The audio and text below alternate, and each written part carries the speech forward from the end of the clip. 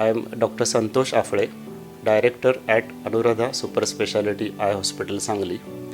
Recently, we have installed a HEPA filter laminar airflow system in our cataract OT as well as vitreoretinal OTs. We are having total 5 OTs in our hospital. This is installed by MicroFilt India at Pune.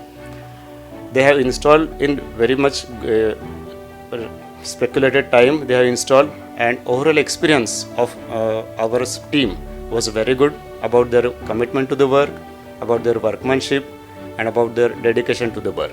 They have done it very carefully and very aesthetically, especially the panel which they have installed, which shows the all technical details as well as their temperature control, humidity control, air pressure control. It is technically designed very good as well as aesthetically also it is very good. So after completion or after installation of this laminar airflow system in our OTs, our particle size count was surprisingly to 0, which was a great achievement for us as well as for the MicroFilt India. Now our OT looks like nearly to the international standards, so the visitors who visit our OTs after our inauguration, they are saying that now we are as good as feeling that we are not in India but somewhere abroad in this OT. So we are really satisfied by the work done by the MicroFilt India Pune. Thanks.